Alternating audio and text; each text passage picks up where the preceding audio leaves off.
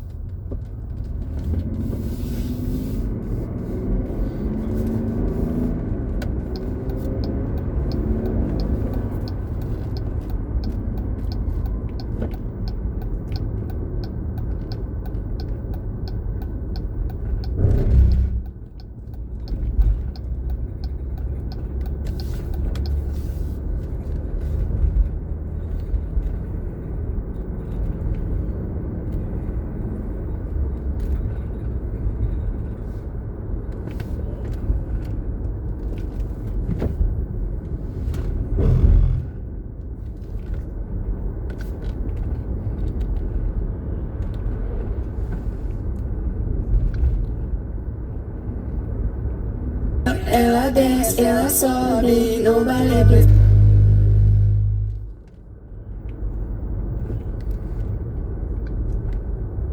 Why are you still paying for AI video tools when the best one is actually free? This open source video...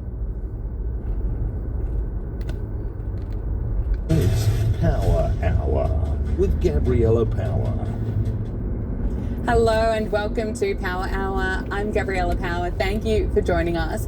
We have a big show coming up today. We'll be speaking with former NASA astronaut Terry Virts about what it's really like up in space. We'll be covering the latest on the conflict in the Middle East with Jonathan Tobin and Prince Harry and Meghan Markle. They are back in Australia. We'll be speaking with Hilary Fordwich about their unofficial royal tour.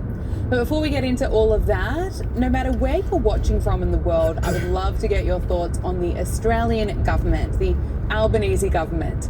Last week, we showed you part of the Prime Minister's big address to the nation where he essentially wanted everyone to stop what they were doing so he could tell us these are uncertain times and to catch the bus. And over coming weeks, if you can switch to catching the train or bus or tram to work, do so. That builds our reserves and it saves fuel for people who have no choice but to drive.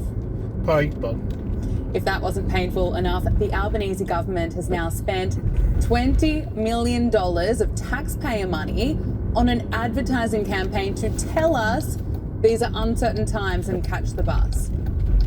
Together, simple actions can make our supply go further and save fuel for our truckies, farmers and essential services. Every little bit helps. For fuel-saving tips, visit fuelplan.gov.au. I'm going to get back to that ad in a moment, but what are those fuel-saving tips that have been listed? They are: plan well, look after your tyres, use aircon and heating on low settings. I mean, who cares if it's freezing or it's a 30-degree day? Just turn that aircon right off. Only fill up with the fuel that you need. Don't overfill the fuel tank. Does anyone actually do that? A personal favourite is drive smoothly. Avoid braking harshly. Monitor speed and acceleration. Don't think about accelerating too quickly. And perhaps catch the bus or a train or a tram or a ferry. $20 million has been spent to tell us this. This is $20 million spent on gaslighting Australians, because what this advertising campaign that features children, happy farmers, a dog, even though farmers are doing it very tough at the moment, there's a sunset, some background music, this campaign fails to mention that Australia is in this mess because our leaders failed to prepare. Right now, there are service stations around the country without fuel. America doesn't really have that problem. They're self-reliant. Now, something that Australia could be but isn't, we only have around a month's worth of fuel, and that is because of the decisions made by the government. And while the Albanese government has been splashing your money to tell you to drive smoothly or pump up your tyres or catch the bus, our Prime Minister has been jetting back and forth on a plane to Asia to beg other nations for their fuel. Great work. And listening to our Prime Minister's messaging since this $20 million ad was dropped, well, it is straight out of the COVID playbook. We are living in very uncertain times. And when you have that, what you have to do is to act with certainty. What we are acting with certainty is to maximise Australia's opportunities to secure supply. Uncertain times, unprecedented times, we've heard it all before. Now the government is busy making up rules for us, not them. Let's just look at the national plan that they have, and I'm quoting here. The national plan has 4 levels, level 1 being the lowest and level 4 requiring the strongest action. Strongest action. They say we're now at a level 2, whatever that means. It's another way of saying, as we continue to fail, don't panic, because we have tougher rules ready and waiting to tell you to abide by. And let's not underestimate just how far our politicians are willing to go when it comes to making up and enforcing incredibly stupid rules. Here's the former New South Wales Premier in 2021, more than a year after COVID hit, saying no one can exercise outside in a group. I mean, how dangerous would that be? and don't even think about browsing while shopping. So previously we'd said up to 10 people can exercise outdoors. That is now 2 people.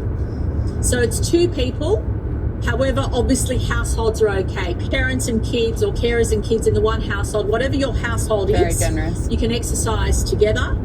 But apart from that, it's only 2. I also want to stress again that the health orders will reflect unless under exceptional circumstances or health reasons, one person from the household should go out shopping to buy essential items.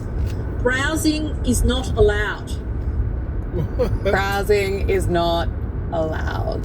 And this was July 2021, and we actually complied with it here in Australia. How sad is that? Australians have had enough of being gaslit, lied to, and told what to do by politicians. There's a growing concern for American seniors that isn't getting enough coverage in the media. Several officials have now acknowledged a significant error in government provider directories, that the information is often inaccurate. People are finding out far too late that their plan doesn't actually cover their preferred doctors. In a system this complicated, you can do everything right and still end up misled, and those mistakes can cost you thousands. This is why I've partnered with Chapter. When you need to understand your Medicare options, you need a team. From 2 members of Congress today on both sides of the aisle, one coming from Eric Swalwell. He has announced that he may resign from Congress shortly. And Tony Gonzalez on the Republican side announced the same thing. And then we continue to see this epidemic of teen takeover in these blue cities. So what the heck are mayors doing about it? Well, we get into all of that in this video, but let's start with these announcements from Eric Swalwell and Tony Gonzalez. Watch this. Breaking news because the 5 gets results, maybe. Eric Swalwell is resigning from Congress. He said this in a statement. I am deeply sorry to my family, staff, and constituents for mistakes in judgment I've made in my past. I will fight the serious false allegation made against me. However, I must take responsibility and ownership for the mistakes I did make. I am aware of efforts to bring an immediate expulsion vote against me and other members. Expelling anyone in Congress without due process within days of an allegation being made is wrong, but it's also wrong for my constituents to have me distracted from my duties. Therefore, I plan to resign my seat in Congress. I will work with my staff in the coming days to ensure they are able, in my absence, to serve the needs of the good people of the 14th Congressional District. So Max Gordon, he's out in California. He's got the latest for us. I had you on Newsroom this morning. This is quite a turn of events. Yeah, absolutely. You know, this isn't necessarily unexpected, but it is definitely a shock to the political world. He was a leading candidate for California governor just a couple of days ago, but then this bombshell report came out in the San Francisco Chronicle with allegations that he sexually assaulted a woman while he was, or she was one of his staffers. Then CNN came out with a separate report interviewing 3 additional women, saying that there was some sexual impropriety that had gone on. It was really just a weekend of implosion for his campaign. Yeah, that's a very nice way of putting it, that it was an implosion over the weekend. But the speed at his peak level of being obviously one of the top people to run for the governor, according to polls, he was at least top 3, to the point where everybody has essentially disavowed him, that pretty much forced him to resign from Congress, tells you how bad it really is. Now, this is just really step 1 in the process. Just because he resigned from Congress, that doesn't fix the problem we have on our hands. I mean, elected members of Congress are getting wrapped up in what we call sexual assault, rape allegations, meaning they're doing everything but for what they have been sent to DC to do, if that makes sense. And he wasn't the only one today, which is so interesting. So Eric Swalwell on the Democrat side announced his resignation, and so did Representative Tony Gonzalez on the Republican side. Take a listen. We've got some breaking news in our politics. Leading Republican Congressman Tony Gonzalez of Texas has just confirmed he plans to retire from Congress. I want to go straight back to CNN's Manu Raju on Capitol Hill. Manu? Yeah, this has been a scandal that has engulfed this congressman for several weeks in the aftermath of revelations that he had an extramarital affair with his aide. That aide later died by suicide. Initially, Tony Gonzalez had denied having any sort of extramarital affair, but as the allegations were mounting, he admitted to that. Then he decided not to run for re-election, and he indicated repeatedly that he would not resign his seat from the House. But moments after the decision by Eric Swalwell, caught up in a separate sexual misconduct scandal, Gonzalez himself making the decision to resign. Following Eric Swalwell's decision to resign, Gonzalez himself saying he will step down from Congress, saying on X, saying there's a season for everything and God has a plan for us all. When Congress returns tomorrow, I will file my retirement from office. It has been my privilege to serve the great people of Texas. Now, the decision by both Gonzalez and Swalwell has a couple of key ramifications, one of which is that they both can avoid a House ethics probe. Both men were facing an investigation, but now that members are no longer serving in the House, that committee, the ethics committee, no longer has jurisdiction over those members. All right, so let me share this message from today's sponsor, which is super important. We're talking about so they don't have to face a House Ethics Committee investigation, which we know is all bad, and it's proof that they should be expelled from Congress. So let's avoid the embarrassment of an expulsion and just resign. That's essentially what they're doing. But it's not going to shield them from prosecution, as, for example, Eric Swalwell out of Manhattan. We'll see where that goes. And we haven't heard of an actual indictment or investigation into Tony Gonzalez from the DOJ, so we'll see about that. But Sean Michael Singleton made the same point on CNN. Take a listen. Sure, Michael, do you think GOP leaders should have asked Gonzalez to take the step earlier? I mean, obviously, there would have been, balance of power implications, I assume, but he's been hanging on. Sure, but Anderson, who cares, respectfully, about balance of power? I'm not saying this to you, but I'm just saying broadly speaking. Who cares when you have a member amongst your ranks who have clearly violated what I presume should be an ethical or moral principle of conservatives, but hell, any decent person? Who cares if you lose a vote? You shouldn't want people like that amongst your ranks. And to me, as a Christian, do I put my political values above my moral and spiritual ones? Of course not. And my expectation is that our leaders on both sides should not do the same. And what I'm worried about, Anderson, is a month from now, 2 months from now, we will have moved on. We'll be on to the next story. But what about the young staff women who have to carry this shame, this predatory behavior with them for the rest of their lives that they will never get over? They'll never get their justice. They'll never get their due day in court because we've buried it. We've moved on, and that's something that Congress continues to perpetuate. And to me, I think we have to keep focused on this to make sure that it doesn't continue, because these guys going away doesn't stop this. It merely says, well, we'll pay attention to them. We'll make sure this never happens again. Here's the other thing to add on. They still are going to get their health care, their retirement benefits, because they elected to resign. They were not expelled, so they're not going to lose any of that. And that seems to be the issue here. It's another way to avoid true accountability. Now, this isn't over. More is going to come out of this, of course.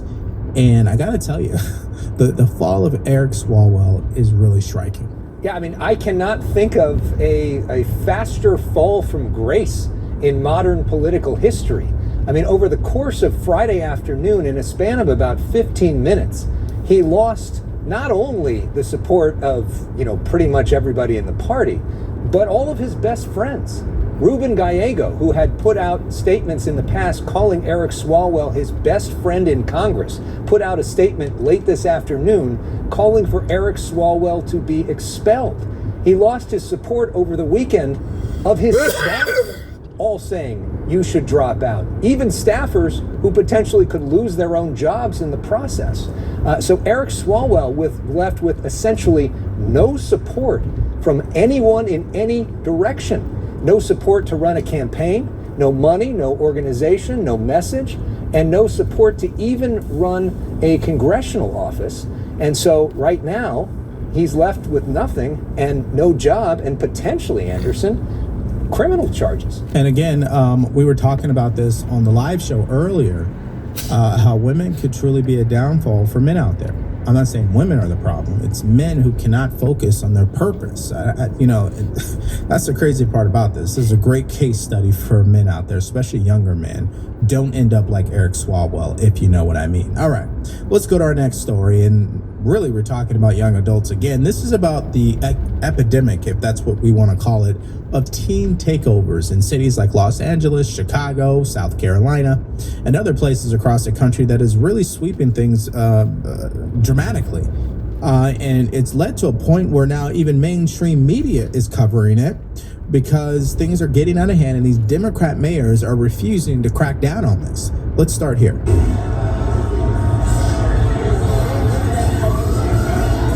Kids out of the street, demonstrating.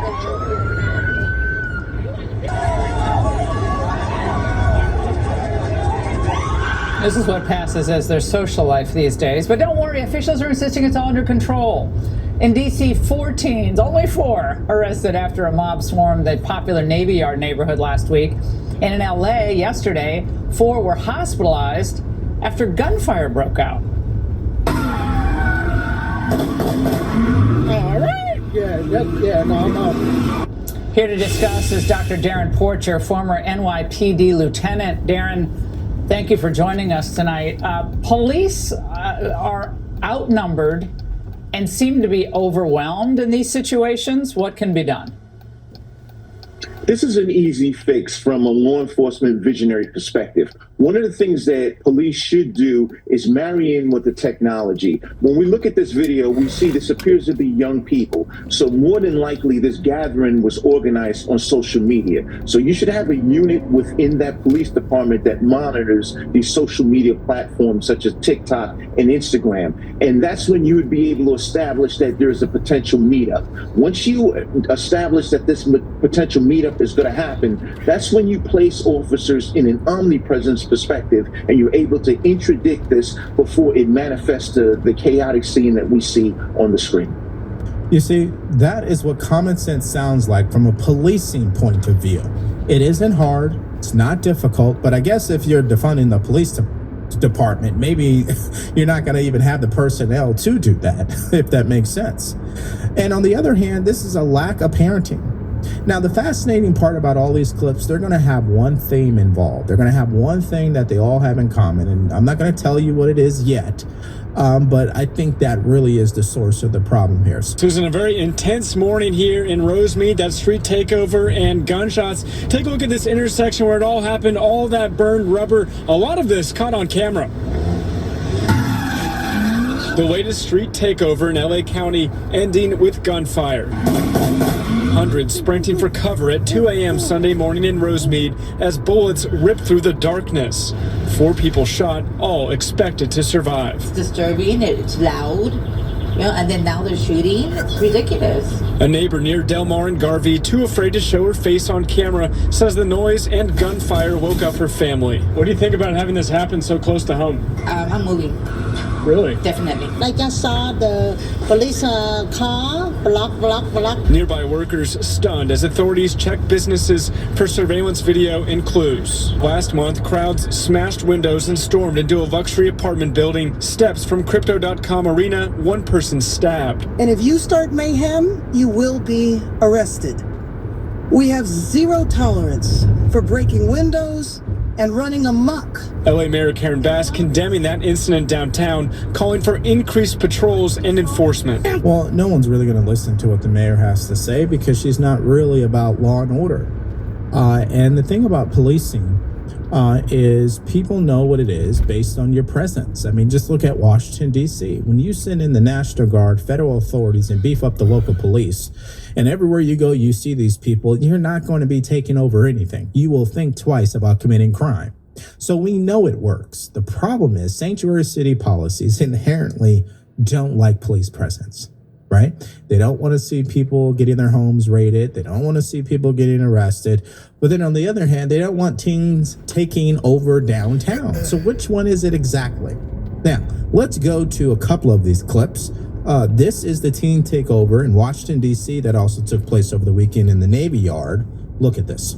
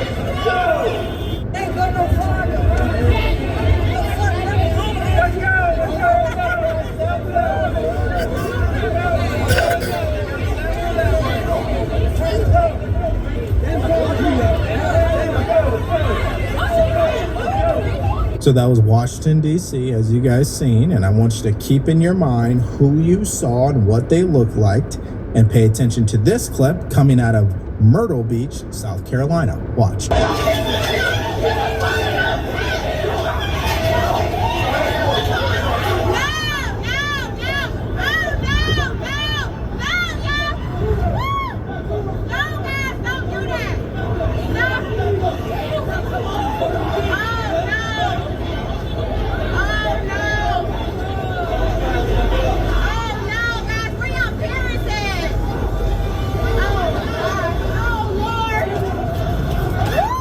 So whether it's downtown, whether it's a random intersection, or whether it's Walmart, it continues to be a reoccurring theme in our country of individuals continue to storm these areas, disrupt the peace, and then what happens in the end?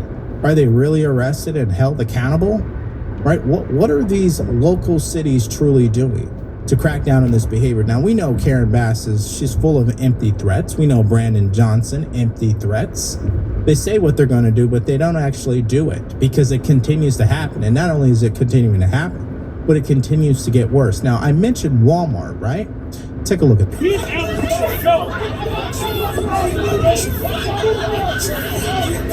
Okay, so we have more clips to show, but I'm not going to just keep showing you people getting beat up and causing chaos. I think we're making our point. So number one, for whatever reason, and I hate to put it to you this way, but I know it through my own personal experience. When I went to Willow Ridge High School in Houston, Texas, that high school ended up being shut down, not because of low test scores, but because the kids of the school continued to riot. In fact, when I attended, they were setting the restrooms on fire. What am I saying? This is a problem within the Black community. For whatever reason, I can't put it on it, maybe parenting probably is at the top of the list.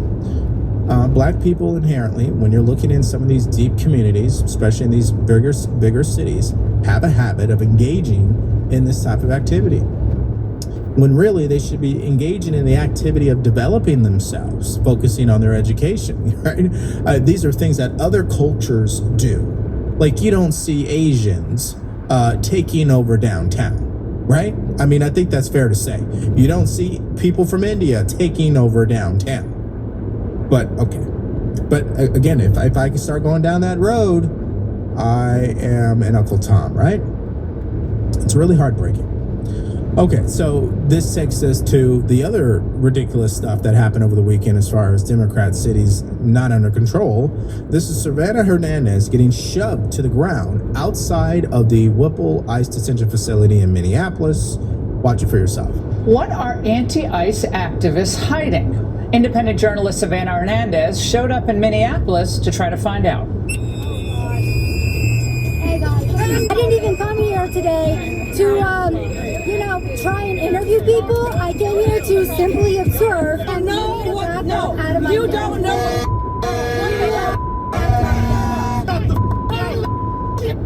The TPUSA Frontlines reporter found out that the Stop Hate crowd is the most vicious bunch you could ever come face to face with.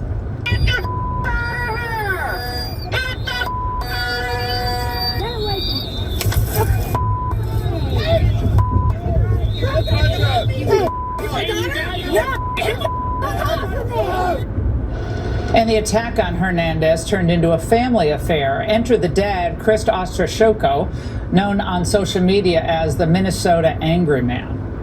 Stop touching me! Hernandez is about 5'4" or so, and this beast with the bulging eyes appeared to violently shove her to the ground. You can't see his eyes for some reason in that, but suffice it to say, his big bulging eyes. Now, she wasn't hurt worse. Yeah, well, she's lucky for that. Now, at that point, she was just trying to get out of there, but the daughter returned to the scene.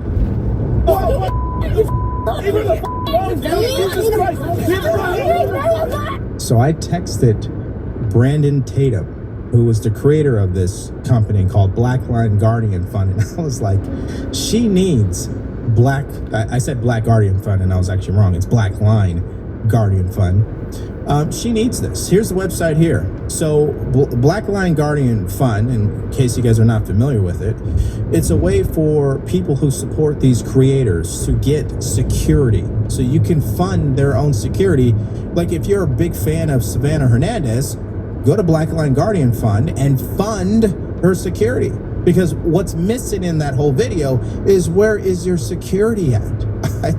I don't get it. So let's hope that she ends up, working with Brandon there and getting the protection she deserves, because I don't think we should be seeing things like this. And it's so fascinating. The Party of Peace and Love decides to encourage this behavior. And by the way, the father did an interview with Jen Psaki.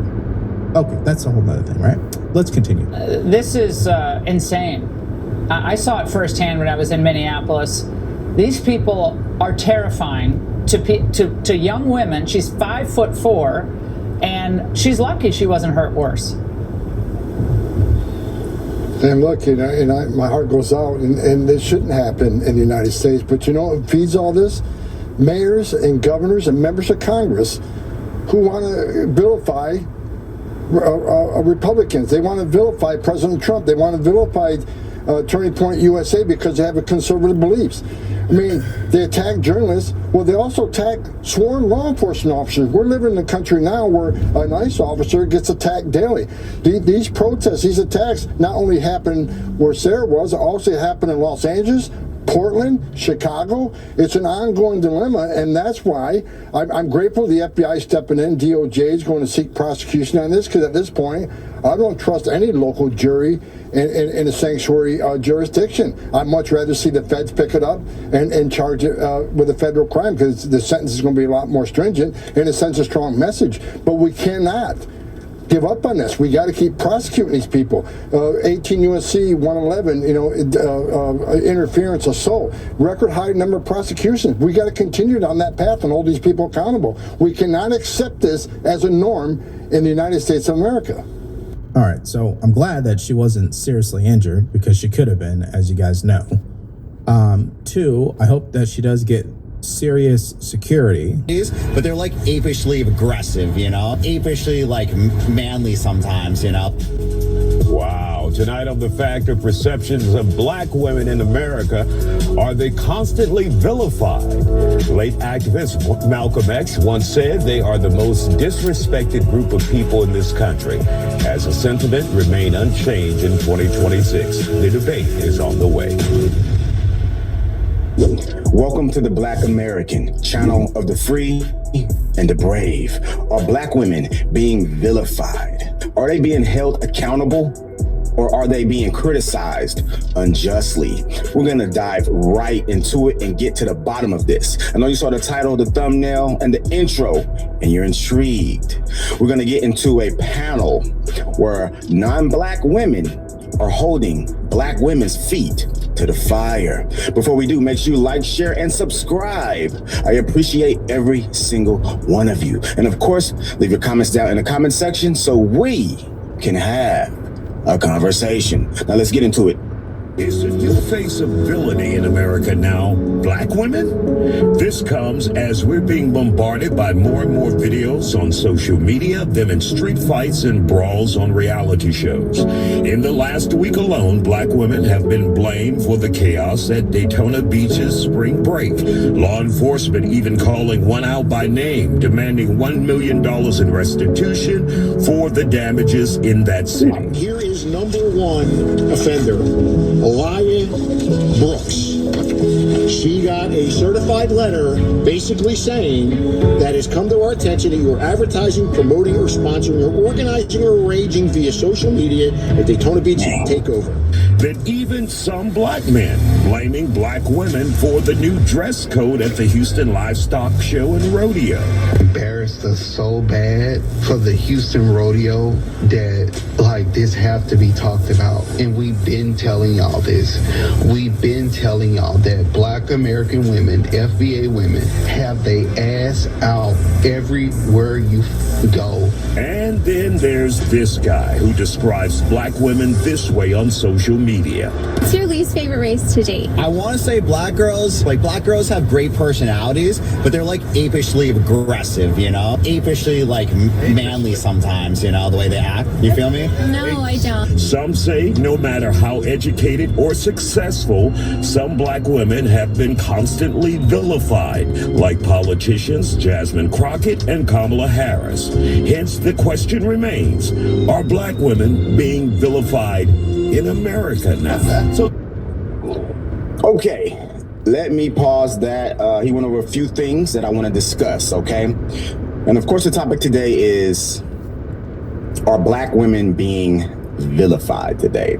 And what we want to do is decipher, decode whether or not it's justified, okay? Because everybody deserves criticism in one manner or another. But we have to dive into it, we have to analyze it, and we have to figure out what's right, what's wrong, what's indifferent, what should be applied and what shouldn't, okay? First off, he brought up certain instances, public instances, where there are several cases of black women acting unsavory in the public. I must attest, with my research and a lot of things that are going on, whether or not it be news stories, body cam footage, or just personal, anecdotal, real life experience, I do see many cases of black women acting out in public. They brought up fights and brawls. You can't deny it. It's recorded. People can see it. Is it all black women? No. For the all police that's going to hop down in the comment section, please pause now. You do not have to hit comment. I am not talking about all black women, but there's a good chunk of them that act out in public. Also, they brought up this spring break incident with this young lady. She made a whole flyer called Miami Takeover. And if you know anything about these recent takeovers, especially in Chicago, they're nothing that you want to be a part of, be around, whether or not you are a private citizen, and especially if that takeover is around your restaurant, your business, your retail, whatever type of business you may have.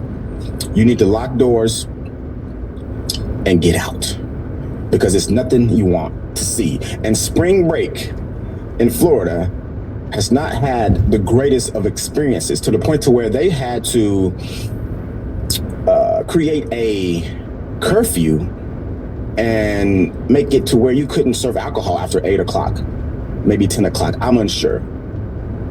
And that they had to completely shut down spring break in Miami Beach because of this, whether or not it be shootings, killings, just people acting out, getting arrested, doing very unsavory things and promoting complete depravity. I don't know what's gotten into us. The Houston Rodeo. Now, if you haven't seen the Houston Rodeo instances of the cheekage being shown, the cheekage and the cleavage, not to mention this is, hopefully y'all are still awake and still up. It's 8:15 Central Time where I am. I see Heather Green is here. Hi, Heather. Heather, can you let me know if you can hear me? Because we're going through the computer here and it's microphone. I didn't plug a microphone in, so I just want to make sure that there's audio. I'm thinking yes, because nobody is saying anything. All right, we can hear you? Good. Okay, listen, y'all. It has been a day on social media. So if you were here for the last video upload that we did, we talked about Eric Swalwell, and how he has been accused of all these horrific things, right? And how he made this just like cringy as all get out Instagram post saying how innocent he is and how he didn't do anything wrong and he's going to fight everything, and then apologize to his wife for this, meaning if you apologize for this, for putting her through this, I have to assume that the putting her through this means you have done something, although you're trying to convince people you haven't. You know what else convinces people that you are actually guilty while you're telling them you're innocent? It's when you decide that you're just going to drop out of the governor's race for California. So at first the Democrats were basically screaming from the rooftops of social media that Eric Swalwell needed to drop out of the governor's race because, he was just a blight on the Democrats and everything, he's being accused of is horrific. Turns out now there's like 50 females who have come forward over the last couple of years accusing him of some sort of sexual harassment, sexual assault, something along those lines. But here's what's interesting to me. I just want to play you this from September 8th to 2025, right? Not even a year ago, literally not even a year ago. Let's see if I can get the volume here. And we are on my phone, so hopefully you guys can hear this. Look. 216. I was the 216th person to sign the Epstein petition to release all of the files and finally bring justice for these victims. So we're just 2 away. 2 more members sign it, and we are on our road to justice. I was proud to do it as a former prosecutor, as somebody who has spent my time in Congress working to stand up for the rights of victims. And now I'm calling on my Republican colleagues. It's not about red team versus blue team. This is about sexual assault victims who deserve justice. Do the right thing. Go sign that petition. Okay, so in 2025, September specifically of 2025, Eric Swalwell said that sexual assault victims deserve justice.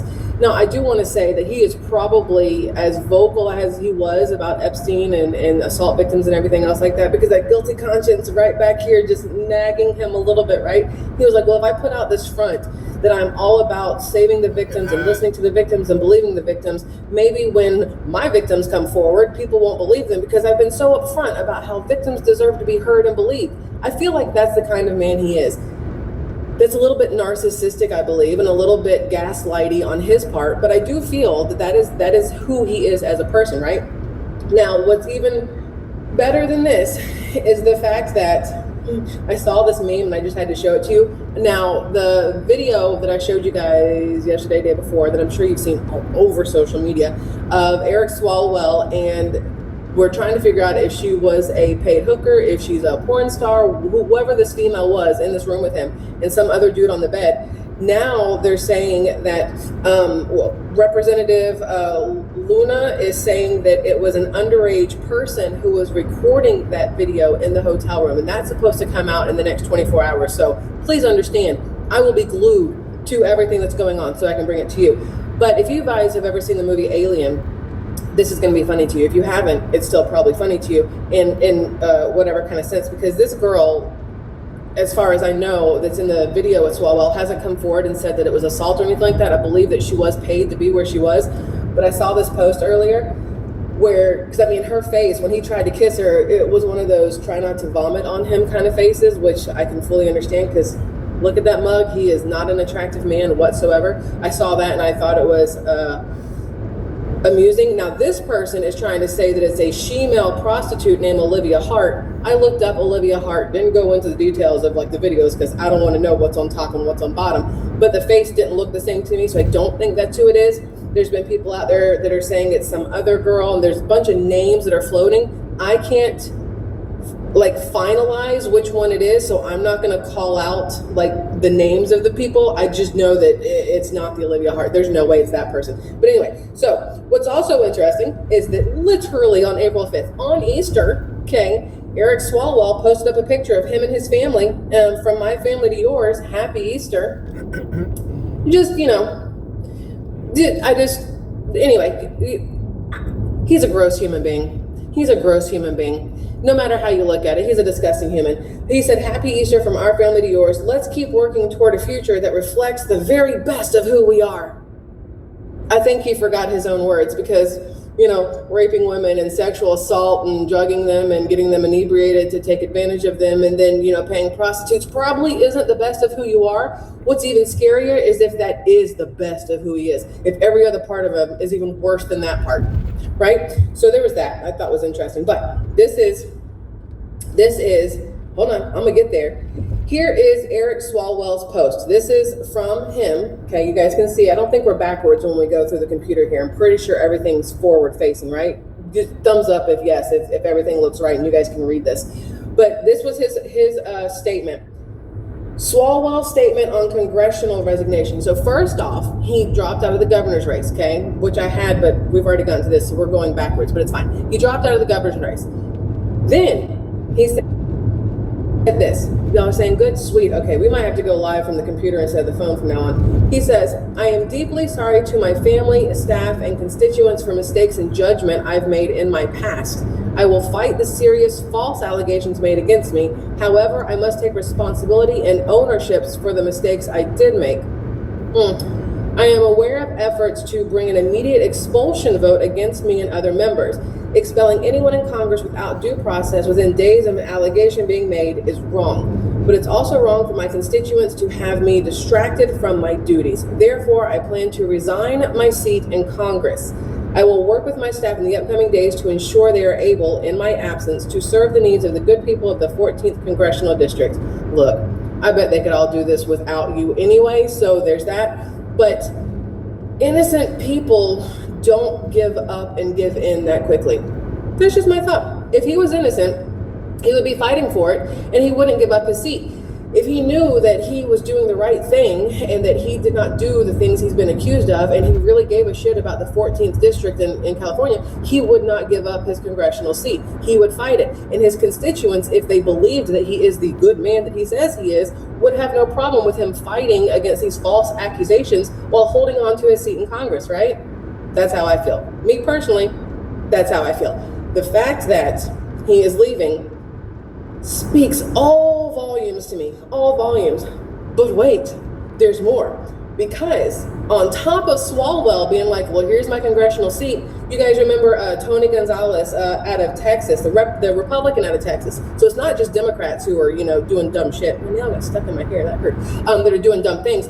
The Republican in Texas, Tony Gonzalez, plans to retire from the House tomorrow following Eric Swalwell. It says Gonzalez is facing sexual misconduct allegations.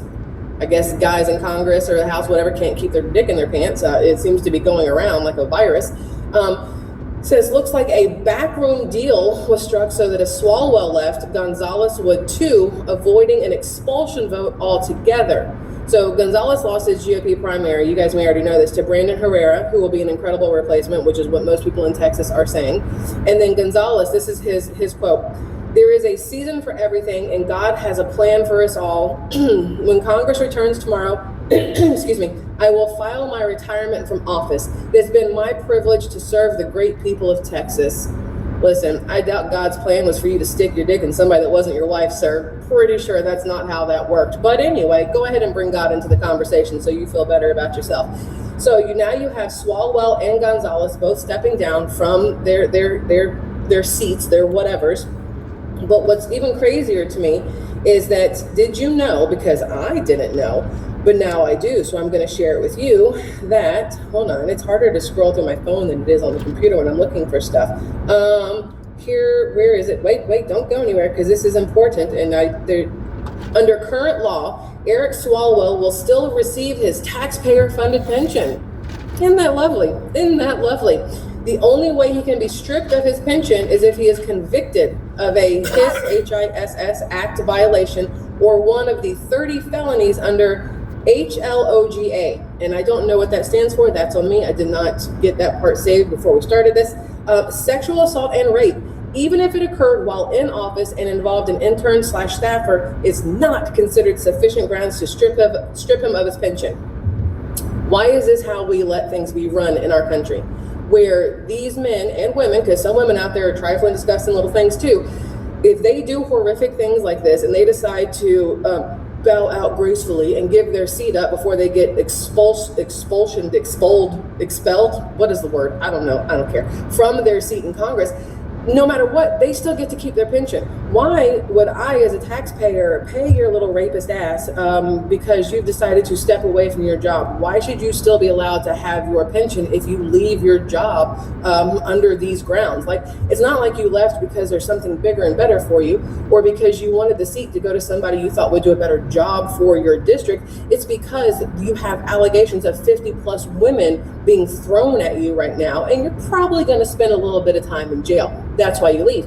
But if he goes to jail, I still think he gets his stuff. One of the 30, wait, what does it say? The only way he can be stripped of his pension is if he is convicted of a HISS Act, H-I-S-S. Somebody tell me what that means. HISS Act violation or one of the 30 felonies under HLOGA. So if he's not convicted of them, because you know how they like to protect each other, the odds that he's going anywhere, just like all the names in the Epstein files, everybody's still sitting on their thumbs and rotating on those. Nobody's been held accountable for that shit.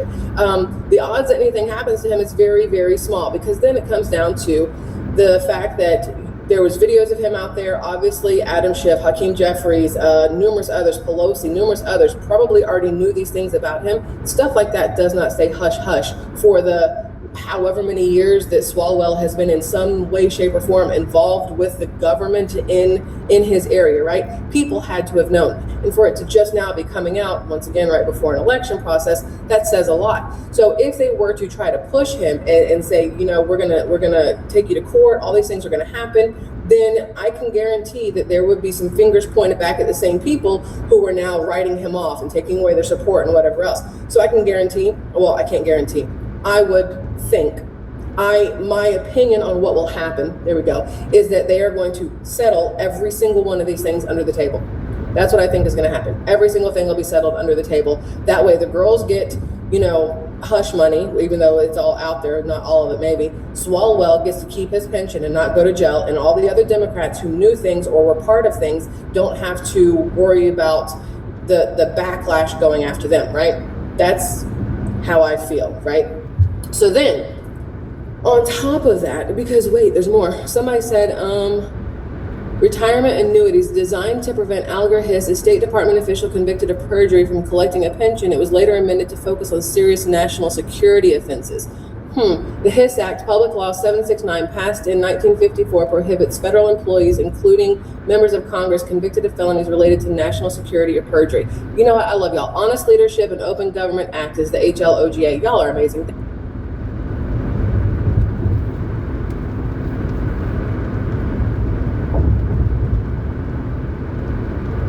Thank you. So unless he's found guilty of one of these things, what are the odds, right? What are the odds? Biden was never held accountable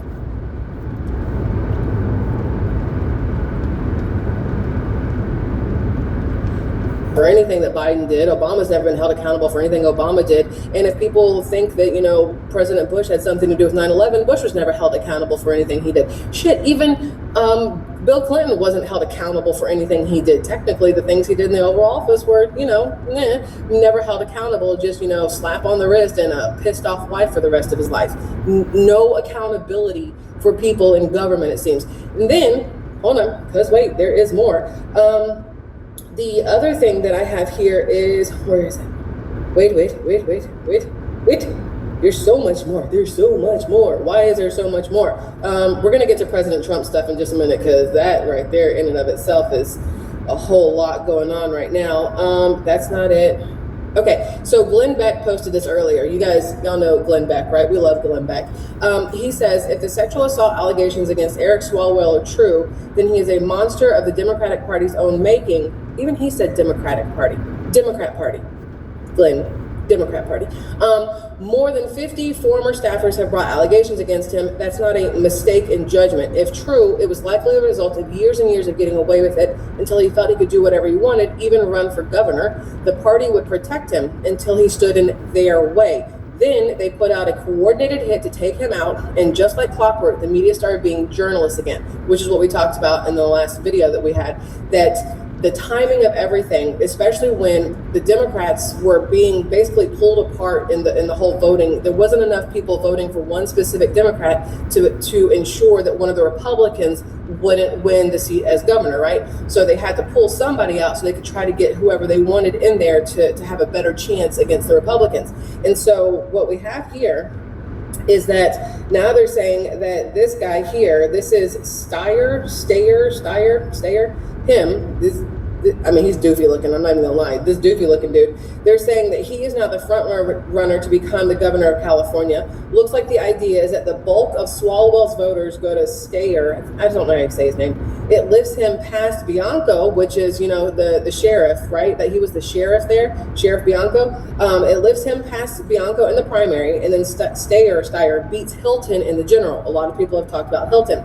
This is why the Democrats took out Swalwell. Every move they make is calculated. Now, this guy, this Tom Steyer, he's a billionaire, okay? And they're saying he has a 53% chance of winning the governor race in California now that Swalwell has decided to drop out. So that's an interesting thing there that I wanted to bring to your attention. On top of that, so this is the one I was looking for, where he drops out of, no, that's the resigning from Congress. We don't need to listen to what's his face. Where's the other one? There was another one so Katie Porter. She's the other person that they were saying had a better chance of winning once Swalwell dropped out, right? And she posted, she said, this is her 3 days ago, which, you know, whatever, says the allegations against Congressman Swalwell are horrifying. I'm thinking of the courageous women who have come forward to share their stories. We believe you and we stand with you. Now, let's all remember that Katie Porter is the same woman who is a domestic abuser, who has her own victims, right? And she poured those scalding hot potatoes, like mashed potatoes, on her ex-husband's head. I think he was bald too, so you know that it hit really hard. And then she's also seen on camera verbally berating staff for minor slights and has been described as abusive herself. So I think it's very interesting when pot calling kettle black situations happen. Like Katie forgot that we all saw the video of her from, I don't know if it was a Ring camera or whatever was in her house, of her pouring mashed potatoes, boiling mashed potatoes on the man's head. We have seen it, Katie. Just because you want to sweep it under the rug doesn't mean the internet has, because I'm sure it's somewhere, which if I was smart, y'all, I would have found it and be like, look, right? But I didn't think that far ahead because it's fine. But Representative Anna Paulina Luna, so she said, I was looking for this earlier. She said, I'm being told there will be more disgusting stuff coming out on Swalwell in the next 24 hours. And she posted this at about 2:43 today. She said, for the members of Congress who are concerned about optics on expelling Swalwell, I think after the information drops, you will be thinking otherwise. And this is before Swalwell took himself out of Congress, right? She says, Eric, why don't you tell us a little about who was filming the video of the female sex worker? And then there has been talk that the person that was doing the filming was somebody that was underage. My first question is going to be, whose kid got in there? Underage, I don't know if they're meaning like under 21, if they're meaning under 18, if they're meaning 16, like what kind of underage are we talking about? But the fact of the matter is, if it was somebody that was underage, that's a whole new can of worms that Swalwell probably was not expecting to be opened up, and things could get really, really bad for him on top of the rape allegations and the roofied allegations and the everything else, right? So you have that going on. Then, okay, y'all, I don't know if you've seen this, but this one, I did not dig into this one. I just saw it right before I came back here to do this. So if any of you have already heard this or know anything about this, or you've seen new information come out, please tell us in the chat, because this part's real gossipy, right? I guess this whole thing is real gossipy. It is what it is. But this one I have questions about. So according to this, husband of an influencer, threatens a lawsuit against Eric Swalwell, claims he once sent his wife unsolicited nudes and showed up at her home. Adam Parkhomenko's wife, Ali Samarco, whoever that is, says Swalwell would go on runs in her neighborhood and tell her to come downstairs. She also says Swalwell would send her inappropriate messages and photos on Snapchat. Samarco's husband is threatening a lawsuit against Swalwell if he makes a single statement that disparages his wife. And this is what he said, but if Eric Swalwell or his attorney makes a single statement that disparages my wife, I will be filing a lawsuit against him. I've already made it clear that if he believes anything I've said is untrue, he should sue me immediately. Here's my question. Were these pictures and the showing up at the house and whatever else, was this before you were married? Because if it was during when you're married and you didn't take Swalwell down like immediately, that's on you for being a shit-ass husband, okay? That's just my thoughts on that. Also, I don't know how you find somebody's Snapchat. Does that mean that his wife gave Swalwell her Snapchat? I don't know how that works personally, but it could be because they say she's an influencer. This is her here. where are we? Here we go. It could be that it's like on her Instagram stuff or whatever, so it's easier to find. But why is this man bringing her up unless they're trying to get social media attraction, right? Social media attraction. Hello, that's the right word, traction, not attraction. Unless they're trying to get social media attraction and trying to get people to go over and look at her. So then my brain goes, I bet she has an OnlyFans hanging out somewhere in the background, and this is just a way to get people over to stuff like that, because that's what a lot of influencers do. So, but I just thought it was interesting that this guy is talking all this shit, but it's like, why didn't you just punch Swalwell in the face? It's super simple. I could do it for you if necessary. Like, if you're not man enough to do it, I'll go do it. It's not a big deal. It's just, fist, nose connection. But I'm going to keep an eye on that. Like I said, I don't know if any of you have seen anything about it, but I'm curious how that one's going to play out. On top of that, let's see, what else do we have? So let's delete these so I don't overload everything. We could talk about Trump there. Never deleting this app. So I don't know if this is actually Elon Musk, but I do believe it was. So yesterday, Swalwell, this is the post on X, okay? It says, Swalwell says, I am suspending my campaign for governor. To my family, staff, friends, and supporters, I am deeply sorry for mistakes and judgment I've made in my past. I will fight the serious false allegations that have been made, but that's my fight, not a campaign's. To which Elon said, bro, you should definitely fight these false allegations, especially all the videos of you doing weird shit with hookers. I don't remember if that's Elon Musk's real thing. I hope it is. Even if it's not, it's still a hilarious response, because how do you fight the video that has been proven to not be AI? It's a little hard, right, to fight that one. Now, you can fight the allegation of rape, obviously, because we've talked about it. It was the same female from 2019 and 2024 that said that, she felt safer because she had a boyfriend, although her boyfriend wasn't with her. And that although he assaulted her in 2019, according to her, she felt like she should buy him a drink and they should hang out and have drinks together at a bar in 2024 because, I don't know, I will never understand that part. But anyway, so that's that. But on top of this stuff, we're going to talk about Trump real fast, because I know we could just do this and be done with it, but I want to talk about President Trump right now.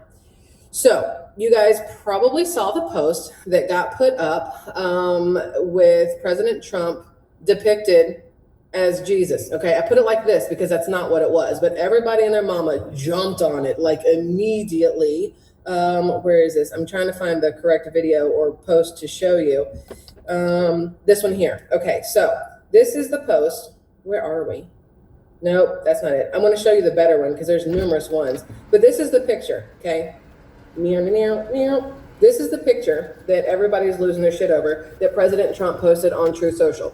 So he reposted, or because I don't know, retruth, I think is what he calls it over on Truth Social. This is the picture that he retruthed over on Truth Social, and he didn't put anything with it. He just put it up. And everybody and their mama lost their immediate shit, saying, that, oh, now President Trump thinks he's Jesus, and he, blah, blah, blah, blah, this, and blah, blah, blah, that. Well, here's the thing.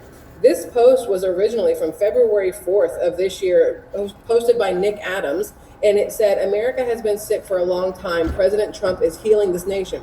So somebody else put him out there like that, right? Now you guys can see Nick Adams here did this. Nick Adams is a very religious person. If you go over to his X page, a lot of religion stuff is over there. He's actually made other pictures besides this with President Trump. But this one, President Trump is like, I just thought it was like a Red Cross thing because I'm clearly, trying to like heal him. There's a nurse there and whatever else. And he's like, I saw the red. I thought it was like a Red Cross thing. But people started losing their absolute minds. Riley Gaines. I don't know if you guys have heard of Riley Gaines before, but she is a very big advocate to kick men out of women's sports. The mentally ill who think they're women and want to be in women's locker rooms in high schools and middle schools and gyms and whatever else. Although they have a penis and not the right chromosomes, they still want to pretend like they're women and invade women's spaces, right? So Riley Gaines, as the one who lost a gold medal to Leah Thomas, the man who was pretending to be a woman in the swim meet, and then that Leah person won and Riley Gaines lost, although Riley would have won if some dude hadn't been swimming next to her.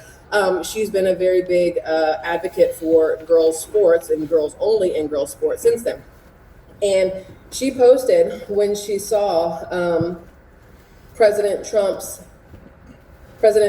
post, she posted up about it, that, you know, she didn't agree with it. Oh, where did it go? Did I not save that part? Oh, good job, Michelle. You've done a horrible job at what you're, no, here it is. About to say.